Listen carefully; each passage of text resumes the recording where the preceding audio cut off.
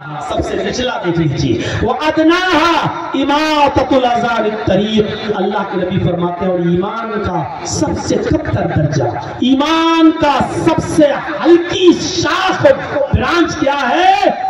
راستے سے تکلیف دہ چیز کو ہٹا دینا، راستے سے تکلیف دہ چیز کو دور کر دینا۔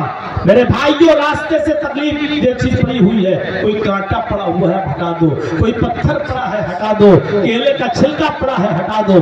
آپ بہت اچھی اسپیڈ میں گاڑی چلا رہے ہیں لیکن آپ کی نظر اگر پڑ گئی بیچ سڑک پر کوئی تکلیف دہ چیز پڑی ہوئی ہے، آپ گاڑی روک لیجیے، اس کو ہٹا دیجیے، کیونکہ آپ تو گزر جائیں گے لیکن کوئی بوڑھا اس کے اوپر پیر رکھ دیا تو پھسل جائے گا، کوئی بچہ اگر اس پتھر سے ٹکرا گیا تو چوٹ لگے گی۔ غور کرو، مانوتا اور انسانیت کی ایسی مثال کس مذہب میں ملے گی؟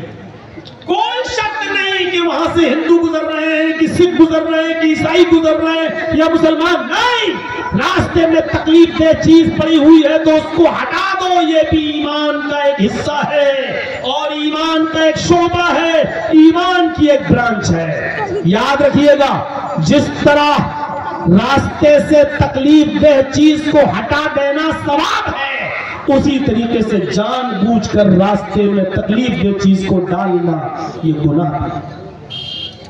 ہم نے کیلا کھایا، چھلکا پھینک دیا، بیچ سڑک پہ چلا گیا۔ ہم نے کوئی پھل کھایا، اس میں کانٹے لگے ہیں، کانٹے اٹھا کے ہم نے پھینک دیا۔ ہمارے گھروں میں اکثر ایسا ہوتا کہ جھاڑو لگائی، کوڑا اٹھایا اور ڈال دیا اپنے گھر کے دروازے کے باہر، لوگ گزر رہے ہیں اور بیچارے تکلیف محسوس کر رہے ہیں۔ یہ ساری کی ساری چیزیں تکلیف دینے کے معنی میں آتی ہیں۔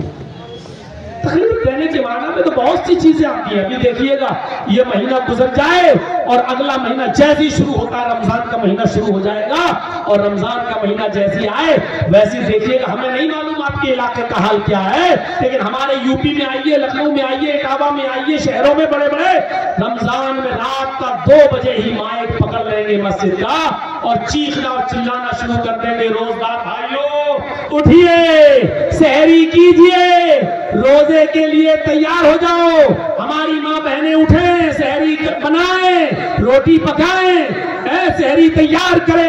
وہ سمجھتے ہیں کہ بہت بڑا ثواب کا کام ہم کر رہے ہیں، روزے دار لوگوں کو اٹھا رہے ہیں۔ اس نے اتھارٹی دی آپ کو، کس نے پاور دیا؟ اب آپ کہو گے مولانا صاحب روزے دار لوگوں کو روزہ رکھنے کے لیے اٹھانا کیا گناہ ہے؟ میرے بھائیوں، آپ تکلیف دے رہے ہیں، آپ نہیں اٹھا سکتے، کیوں اٹھا رہے ہیں آپ؟ کس نے کہا کہ یہ طریقہ آپ اپنائیے؟ ارے جس کو روزہ رکھنا ہے، آج کل گھڑیاں ہیں، موبائل ہے الارم والا، اس کو معلوم ہے آج کل آپ تمام سافٹ ویئر آتے ہیں، آپ اس میں لوڈ کر لیں، دیکھ لیں کہ کب سحری کا ٹائم ختم ہو رہا ہے۔ آپ اپنے حساب سے اٹھیے، سحری کیجئے اور آپ جو ہے خود اپنا طریقہ اپنائیے، کسی کے محتاج مت رہیے، کیونکہ آپ کو روزہ رکھنا ہے۔ کچھ ایسے لوگ بھی ہیں شریعت نے جن کو روزے کی رخصت دی ہے، آپ کون ہوتے ہیں ان کی نیند میں ڈسٹرب کرنے کے؟ مان لیجیے بہت بوڑھا آدمی ہے، نہیں روزہ رکھ سکتا ہے، اب وہ صرف فدیہ دے کر کام چلا رہا ہے، اس کی دوا چل رہی ہے، وہ بیچارہ ڈپران 5 mg 10 mg کی لے کے سو رہا ہے، اس کو ڈاکٹر نے دوا کے ساتھ نیند کی گولی بھی تجویز کی ہے، وہ نیند نہیں آتی ہے اس کو، وہ جب تک نیند کی ٹیبلٹ نہیں لیتا ہے سوتا نہیں ہے۔ اب بیچارہ وہ عشاء کی نماز کے بعد سویا تھا، اس کو 11 بجے نیند آئی تھی کہ 2 ہی بجے آپ نے مائک پکڑ کے اور زوردار آواز میں شور مچانا شروع کر دیا اور اس بوڑھے کی نیند میں ڈسٹرب آپ نے کر دیا۔ اس بوڑھے پر روزے کی رخصت ہے لیکن وہ اٹھ گیا اور اب اس کو نیند نہیں آ رہی ہے، اس کی طبیعت اور زیادہ خراب ہو رہی ہے۔ اب اس کا ذمہ دار کون ہے میرے بھائیوں؟ مجھے بتائیے آپ، اس کے اوپر تو روزہ نہیں تھا، شریعت نے کہا تھا کہ فدیہ دے دے، وہ ایک مسکین کو کھانا کھلاتا، اس کے لیے کافی تھا، اتنا وہ کر لیتا۔ آپ نے اس کی نیند میں ڈسٹرب کر کے اس کو اٹھا کر اس کے مرض میں جو اضافہ کیا، اس تکلیف دینے کا بتائیے گناہ کس کے اوپر پڑے گا؟ بہت سی عورتیں بیچاری لیڈیز ہیں، حاملہ ہیں، پیٹ میں ان کے بچہ ہے، شریعت نے ان کو رخصت دی ہے کہ اس وقت وہ روزہ نہ رکھے. اگر ہو سکتا ہے بھوکی اور پیاسی رہیں گی تو ان کے پیٹ میں پلنے والا بچہ کہیں رزق کی کمی کی وجہ سے پیٹ ہی میں مر نہ جائے، شریعت اجازت دیتی ہے کہ جب تک حمل وضع نہ ہو جائے تم روزہ نہیں رکھو. چلو رخصت کی ہے، اب اس عورت کو بھی تم نے اس کی نیند میں ڈسٹرب کر دیا ہے. یا جو عورتیں اپنے بچوں کو دودھ پلا رہی ہیں، شریعت نے ان کو رخصت دی ہے کہ چلیے وہ دودھ پلاتی ہیں اپنے بچوں کو، ابھی تمہارے اوپر روزہ نہیں، چھوڑ دو، چلیے کر لیجئے گا بات میں. لیکن اب آپ اندازہ لگائیے ان کی نیند میں ہم ڈسٹرب کر رہے ہیں. ان کی نیند میں بہت سے لوگ بیمار رہتے ہیں، نہیں روزہ شریعت نے رخصت دی ہے کہ بیمار ہو تو تم روزہ چھوڑ دو. کانا مریضن او علی سفر، اگر تم بیمار ہو یا سفر میں ہو فعدۃ من ایام اخر، تو دوسرے دنوں میں تم اس کی عدت کرو، اس کی گنتی کو پورا کرو، بعد میں رکھ لینا.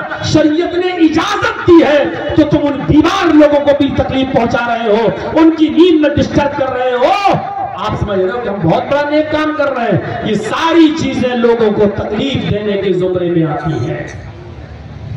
کوئی چیز سامان خریدنے لگے، اس دکان پہ بکتا ہے اور ہم نے اپنی گاڑی کھڑی کر دی، 4 ویلر لے جا کر بیچ راستے میں. اب ادھر سے بھی لوگوں کو آنے میں دقت، ادھر سے بھی دقت، ہم کو آدھا گھنٹہ لگ رہا سامان خریدنے میں. غلط جگہ پر گاڑی کا پارک کرنا بھی جس میں لوگوں کے آنے جانے کا مسئلہ ہو، میرے بھائیوں یہ بھی تکلیف دینے کے زمرے میں آتا ہے، یہ بھی تکلیف دینے کے ذمن میں آتا ہے. غلط جگہ ہم گاڑی پارک نہیں کر سکتے. شادی ہونا ہے ہماری بیٹی کی، لوگ آئیں گے، 300-400 آدمیوں کو کھانا کھلانا ہے، گھر کے باہر آنے جانے کا راستہ ہے، ہم نے وہی کیک ڈال دیا ہے. اب بیچارے لوگ گھوم کر 2 کلومیٹر سے جا رہے ہیں اور وہاں سے آنا جانا. میرے بھائیوں آپ کو یہ اختیار نہیں ہے کہ راستے کو آپ جام کریں گے اور آنے جانے کے والے لوگوں کو آپ تکلیف دیں گے. ہو سکتا ہے کوئی ایمرجنسی مریض بیچارہ جا رہا ہو اور اس کو 2 کلومیٹر یا 5 کلومیٹر کا سفر طے کر کے پھر آگے جانا ہو، اتنی دیر میں اس مریض کی حالت سیریس ہو اور وہ بیچارہ مر جائے اسپتال پہنچنے سے پہلے، تو ان تمام چیزوں کو آپ تکلیف دینے کے ذمن میں مانا جائے گا. تو فرمایا اماطۃ الاذی عن الطریق، راستے سے تکلیف دہ چیز کو ہٹا دینا، یہ بھی ایمان کا ایک حصہ ہے.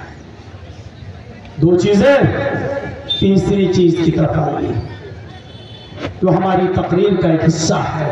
والحیاء شعبۃ من الایمان، حیا ایمان کا ایک شعبہ ہے. حیا بھی ایمان کی ایک برانچ ہے. شرم و حیا بہت اہم چیز ہے میرے بھائیو. شرم و حیا کے تعلق سے بخاری شریف کی حدیث اگر آپ کے سامنے رکھ دی جائے تو کافی ہے کہ اذا لم تستحی ففعل ما شئت. اللہ کے نبی صلی اللہ علیہ وسلم نے بہت چھوٹا سا